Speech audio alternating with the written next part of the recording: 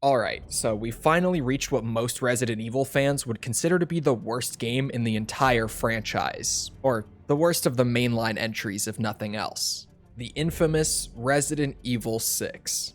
RE6 would go through one of the most ambitious development cycles that Capcom had ever seen before, not just within the Resident Evil franchise, but across any of their properties.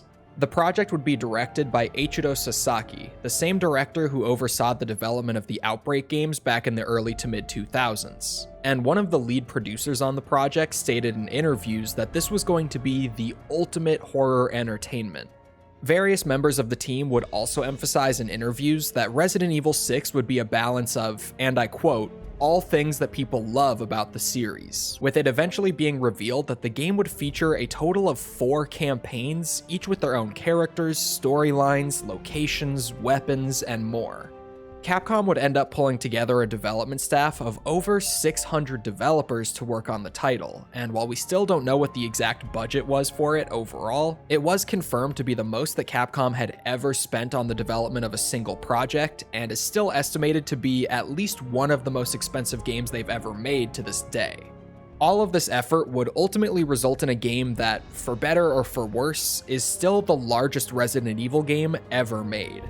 And considering all of that insane scope, it would actually have a shockingly smooth development cycle and would eventually release in October of 2012. The reception, though, was likely far worse than Capcom would have expected. Fans were disappointed, critics didn't have many good things to say about it, and this game releasing the same year as Operation Raccoon City tanked the franchise's reputation. So much so that many longtime fans were saying that they had just given up on the series entirely, and while a lot of those fans have gone back now that the series has course corrected, many of them still haven't returned to this day.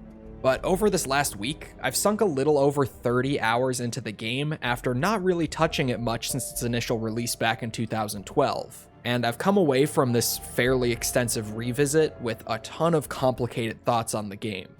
So, if any of you are down for it, let's take a look back on the good, the bad, and the ugly of the game that nearly killed the Resident Evil franchise. But before getting too far into the video, I should mention that this is the 21st in a series of videos where I'm playing and reviewing every game in the Resident Evil franchise in release order.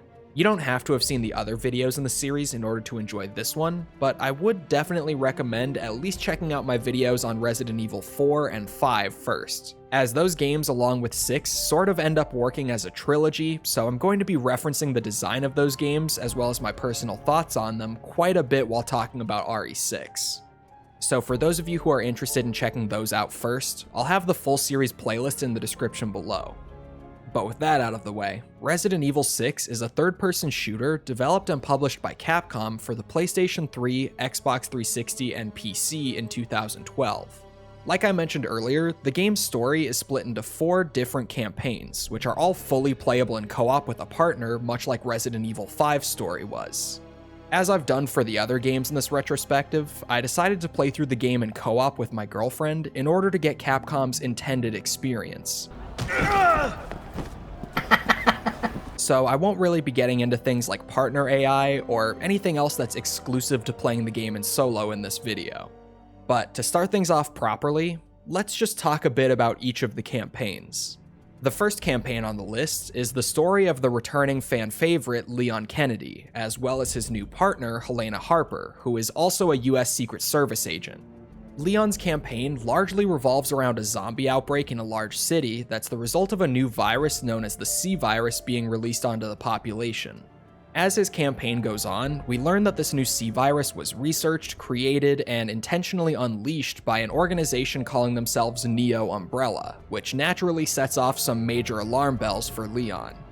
The basic setup for this campaign genuinely feels like something right out of the classic Resident Evil titles, and it's also definitely the most horror-oriented of the 4 on offer. Though, as you'll see as we get on in the video, that's not really saying a whole lot. Unfortunately though, I would have to say that Leon's campaign, despite having the most interesting premise for me, is definitely my least favorite of the bunch. Resident Evil 6 follows the general trend that we've seen since way back in RE2 in progressively ramping up the action of the series with each numbered entry. But the more action horror RE titles like 4 and 5 were only as engaging as they were due to the series ditching the mindless bioweapons and instead moving towards combat against more intelligent enemies. So taking that style of design and putting you back up against mindless bioweapons just doesn't really work. This is especially true considering that RE6's combat is generally much less dynamic and engaging than that of RE4 or 5, something that we'll come back to in a little bit. It just makes Leon's campaign feel like it's a shooting gallery against enemies that can hardly defend themselves, which gets super monotonous the more time you sink into it. The story here is also kind of confusing because Leon's campaign starts the latest into the overall narrative out of all 4 of them. So it's intentionally lacking the larger context of what's actually going on here so that it can build up the mystery and push players into actually checking out the other campaigns so that they can get the answers to all the questions that are set up in Leon's.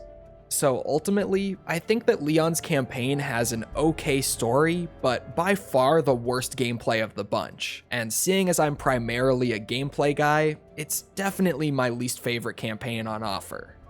After Leon's campaign though, we have Chris Redfield's campaign. In Resident Evil 6, Chris is still working under the BSAA, and has now managed to climb the ranks all the way up to being a captain of his own unit. At the beginning of his story though, he loses every man in his unit aside from one named Piers Nivens to a sudden ambush from Neo Umbrella that ends up infecting every single one of them.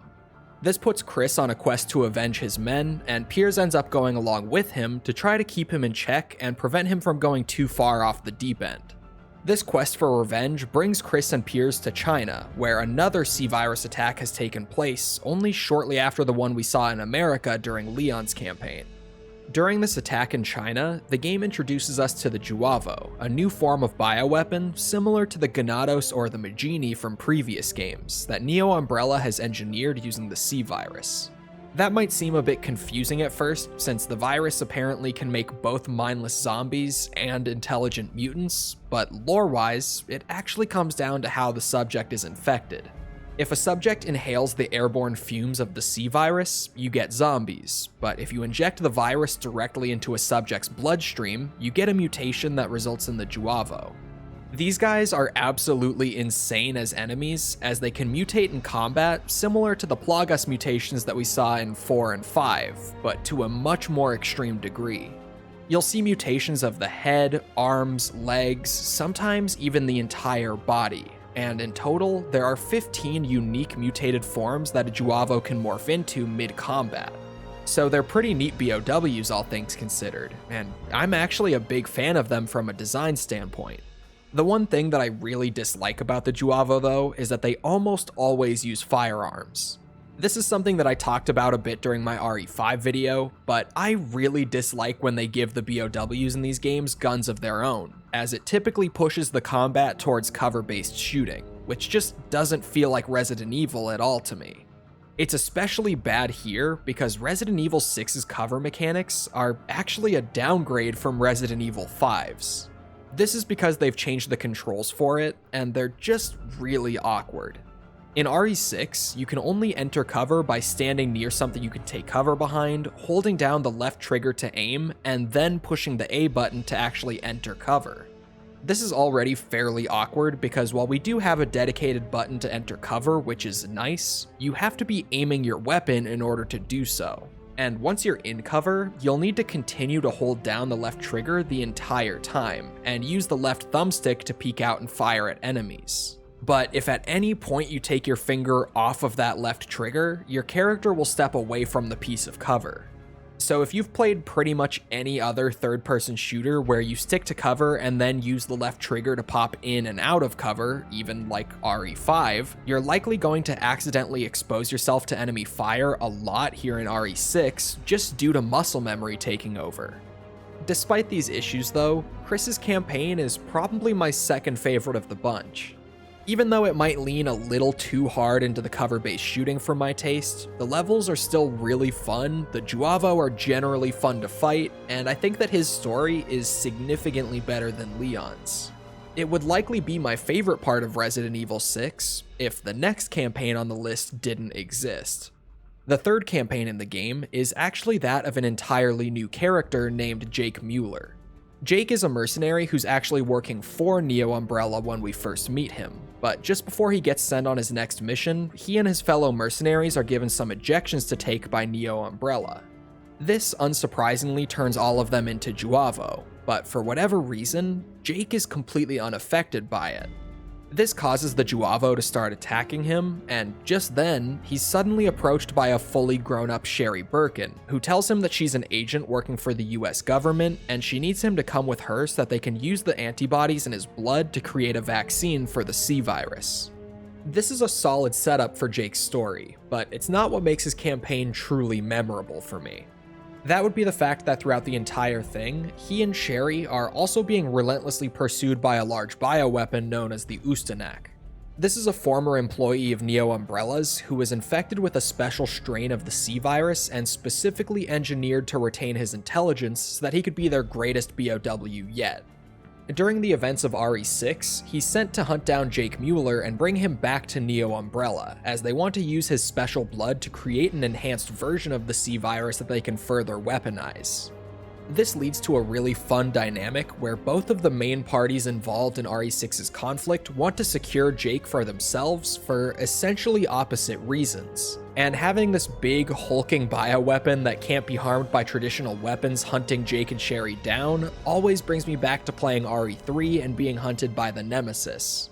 So the combination of encounters with the Ustanak and the general fighting against the Juavo make Jake's campaign my definite favorite of the bunch, especially with some of the later revelations as to why Jake's blood is so special that I won't spoil here. But believe me when I say that that revelation is one that makes his character infinitely more interesting and still has me hoping that we see Jake return in a new RE title more than 13 years after 6's initial release.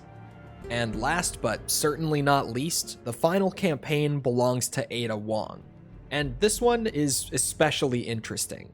See, Ada's campaign was originally a secret unlockable that you would only get after finishing the other three, but fans were actually really upset at her campaign being locked away like this back when the game came out, so Capcom ended up patching the game to make it available right from the start.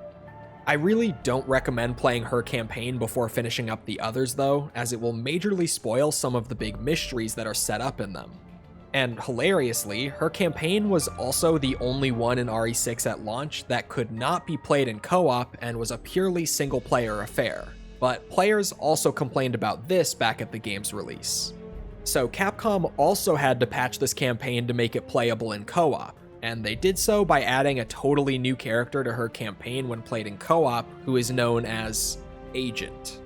He is a masked man with no face, no name, and no personality. He is simply there to allow Ada's campaign to be played in co-op should you choose to do so. His presence is so distractingly funny to me though, that I decided to just play Ada's campaign alone after finishing up with the other three. The campaign is also designed and balanced around just one player, so I figured it was ultimately for the best. Now, Ada being the renowned spy that she is actually very close to what's going on behind the scenes throughout the events of RE6's story. So her campaign is essentially here to give players a look at what was happening just out of sight throughout the game, and actually answer and explain everything thoroughly. It basically exists just to tie up all the loose ends and really give players closure on the overall narrative. Ada also visits various areas from each of the three prior campaigns and has a little bit of that gameplay feel from each of them, almost making it feel like a quick victory lap back through all of the campaigns right at the very end. Ultimately, each campaign in RE6 really does feel meaningfully different in a way that I have to give Capcom a lot of credit for. From the slower-paced zombie action in Leon's campaign to the more stealthy and espionage-feeling action of Ada's, each of them really does play differently in a way that feels very fitting for their respective characters. They even have a unique heads-up display for each of the individual campaigns as well, which just shows you how dedicated they were to really making each one feel distinct from one another.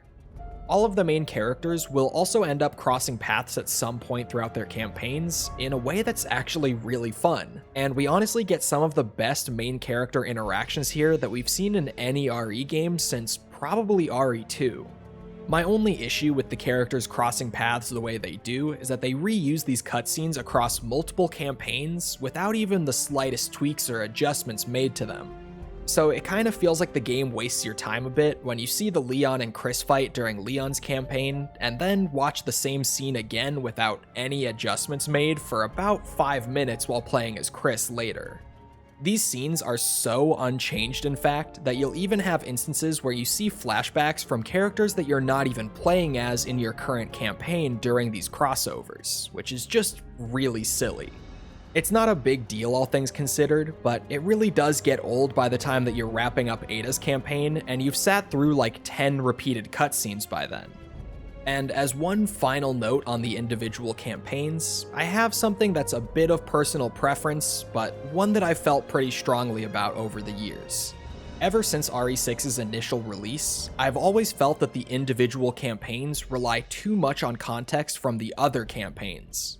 Now, I get what they were going for, and they clearly wanted players to go through Leon's campaign and not really be able to understand what's happening, then go play the other campaigns to slowly get answers to everything. This is a perfectly fine approach, but one that I've just never really liked. The campaigns in this game are all roughly 5 to 7 hours long, so when you've played through roughly 7 hours of the game and eventually come to what's supposed to be the finale of Leon's campaign, it feels like you still don't have a single clue about what is actually happening in the story, which makes his finale and his portion of the story as a whole feel like it falls really flat. And players will have this exact same issue if they start with any of the other campaigns as well. If you jumped right into Chris's campaign, you'd have no idea why there's a bioweapon attack in China, or who Neo Umbrella even is due to the lack of context established in Leon's campaign.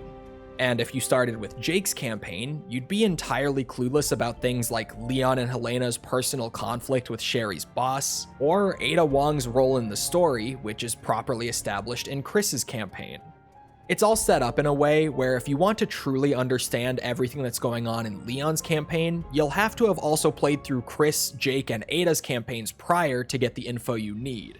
And it's a shame because when you get down to the details, Resident Evil 6's story is actually pretty solid, but it has a reputation of being an overly confusing and bloated mess, which I think entirely comes down to this one decision. I mean, there's mystery, and then there's going all the way through a 20 to 25 hour experience while barely understanding any of it until the very end. Now, campaign and story stuff aside, there's still plenty to talk about with RE6. One of the more interesting things to mention, at least if you're a nerd like I am, is that this is one of the most mixed bags visually out of the entire Resident Evil series. RE6 runs on Capcom's in-house MT Framework engine, which is an engine that they started using back in 2006 with the release of the original Dead Rising. This was a really impressive engine for its time, but due to how quickly video game graphics evolved throughout the 7th generation of consoles, you can really see it starting to show its age in some places here. Now, don't get me wrong, Resident Evil 6 normally looks pretty great, with things like character models and animation work here being especially outstanding for 2012. But there are just some interesting oddities that you'll find if you take a second to look at things a little closer.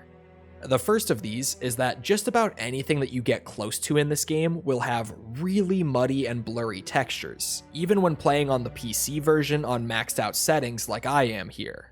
This was most likely done for optimization purposes, as the MT Framework engine likely wasn't built with the expectation that graphics would progress as much as they did in that 6-year period, but it results in some textures and even some effects like the rain just looking really funny. I mean, at one point in Leon's opening chapter, my girlfriend and I literally sat there and argued about whether this food on the table was some sort of cake or meatloaf for like 5 minutes straight.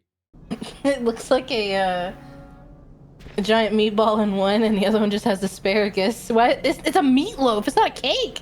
It's asparagus on it, and the other one has a meatball in it. Why is there asparagus on a cake, Cole?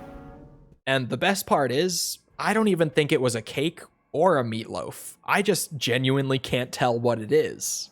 Now, getting back on track to things that actually do matter, the shooting and general controls in RE6 feel pretty fantastic. Everything is nice and snappy, and aside from the cover-based shooting mechanics that I mentioned earlier, it's all really intuitive and flows together seamlessly. The only thing that I don't necessarily love about the controls in 6 is that the laser sight seen in RE4 and 5 has been removed, or at least kind of removed. See, it's still there, but the game also uses a more traditional aiming reticle with randomized spread. So you have this reticle on screen that will vary in size and spread based on what weapon you're using, and within that reticle, your laser sight will actually jump around with every shot to show you where your next bullet is going to land. So to aim properly, you'll have to constantly be adjusting your aim after every shot because the laser is going to move, and if you want to hit your next shot, you're going to have to make sure that that laser is actually still over the top of your target. I think this is a pretty major downgrade from the consistent and intuitive shooting of the last couple over-the-shoulder entries, but it's not terrible, so you could just chalk this up to the nitpicking of a Resident Evil fanboy. And while we're on the topic of downgrades, I have to mention here that the combat is much less dynamic and interesting than in RE4 or 5. The combat in those games pushed players into being smart about their positioning and quickly and precisely shooting certain parts of the enemy's bodies to get certain reactions from them that could then lead to different interactions or advantages for the player. In RE6 though, this has been pretty much entirely removed, with the combat now just boiling down to dealing as much damage as possible as quickly as possible so you can drop the enemies quickly. There is some strategy involved with things like what weapons and ammo types you'll want to use against certain enemy types, and you obviously don't want to go running into the middle of a group or anything, but almost all of what made the combat of the previous action horror games actually interesting has been removed here in favor of a much simpler combat system. Part of this is that melee combat has actually received a pretty insane buff here by letting players make use of their melee attacks whenever they want to. At any point that you run up to an enemy, you can just press the right trigger on your controller to do a melee attack, and at the end of every basic 3-hit combo, you get the big attack that's basically the equivalent of Leon's roundhouse kick from 4 or Chris's big straight punch from 5. So instead of players needing to hit a certain part of the enemy's body to set them up for a melee attack and get big damage without using any ammo, you can just go up and get big damage without even using a single bullet to set it up in the first place. Now, there is a stamina system present to keep this somewhat in check, but it still makes the melee combat so much stronger while once again removing some of that depth from the prior games. And keeping the train rolling on that one, the game may feature 2-player co-op just like RE5, but it lacks all of the clever design that made RE5's co-op actually work so well. The lack of melee attack setups and other such combat mechanics already do enough damage to the co-op experience, but they've also removed the shared inventory system. This means that not only can co-op players go through the entire game without ever working together in combat, but they can also go through without ever needing to strategize and manage their inventory space together, which genuinely just removes all of what made me actually enjoy RE5's co-op as much as I did. And speaking of the inventory, they've also massively expanded the number of slots you have for things like ammo and grenades, as well as made it so the player can carry every weapon in the game all at one time without them taking up any of your inventory space. So add on to those other removals from co-op that the 2 players are no longer encouraged to use a unique loadout from one another and specialize in different roles to save on inventory space. Hell, you can't even use your herbs to heal your partner anymore because they've just changed the way that the herb mixing works too. Now, instead of simply mixing herbs like you did all the way back in RE1, when you mix herbs with each other, they turn into these little packs of either 1, 3, or 6 mini herb tablets. These tablets can then be loaded into a little pack that you carry around that allows you to eat one of those tablets to heal a little bit of health at a time by just pressing a single button on the controller. Now, this is perfectly fine for trying to let players heal themselves mid-combat without opening up their inventory to do so, but it also makes it so that you can't share those heals with your partner anymore since they no longer come in the form of a spray and you can no longer share items with each other, which obviously means that you no longer have to work closely together with your partner to maximize the potential of your healing items. The co-op here is a super disappointing series of downgrades that, once again, were likely made in order to make RE6 a more palatable experience for a wider audience, which, while certainly a smart play for trying to increase sales of the game, just removes some of what made RE5 so special. Now, it might sound like the combat here is just a huge step back from the prior games, and while I generally do think that that's the case, I also think there are some redeeming elements. One of my favorite parts of RE6 is the addition of the dodging and rolling mechanics, which allow you to dive into a dodge roll in any direction, and if you hold the button while doing so, continue to shoot at enemies from the ground once you've landed. And while you're laying on the ground like this, you can flick the thumbstick to the left or the right to quickly roll in that direction, allowing you to execute further dodges without even getting up. This is a new mechanic that admittedly doesn't add much real depth to the combat experience, but definitely adds a lot of extra style and just pure fun factor to it. I have these moments while playing Resident Evil 6 where I closely dodge an enemy attack before returning fire from the ground, and then roll away from another enemy's attack and return fire on them. And in these moments, I see just how much potential this game's combat had to be the absolute best of the series. It's genuinely just so much fun when it all comes together and works, and I strongly believe that RE6 could have been an infinitely more enjoyable experience overall if those more engaging elements of the prior action horror titles had been retained here. So all things considered, the combat isn't necessarily bad, and it does have its moments, but it's generally very style over substance. If you haven't played RE4 or 5 beforehand, you might not even feel like the combat is lacking anything. But if you have, it's hard not to notice just how much less interesting it feels. It's a real shame too, because between the buttery smooth controls and the fun new mechanics, it could have been so much better. And it likely would have been the better two-player co-op experience between this and 5 if it hadn't changed so much about its core functionality. But as it is, I have to say that Resident Evil 6's combat sits firmly below both that of 4 and 5's for me. Something that I do have to say that I love about 6 though, is that this game has some of the most over-the-top and insane set pieces that I've ever seen in a video game. Every 10 or so minutes in this game, you'll be doing something crazy like fighting a zombie T-Rex, shooting lightning out of your arm at a giant BOW, or jumping a motorcycle over the top of an enemy helicopter. This game's set pieces are just non-stop, and while I know that many out there think this is one of the more obnoxious parts of playing RE6, I fucking love it. I really just can't help but smile and even laugh out loud sometimes when these sorts of things are happening. And while I might not be able to take the game as seriously as a lot of the earlier Resi titles, it's just pure fun. It turns RE6 into this crazy roller coaster of balls to the walls action, and while that's certainly not what I think of when I think Resident Evil, it is still a damn good time. And look, as much as I personally adore the more sophisticated design and slow-paced tension of the earlier titles in the series, at the end of the day, video games are all about having fun, and Resident Evil 6 definitely knows how to have fun.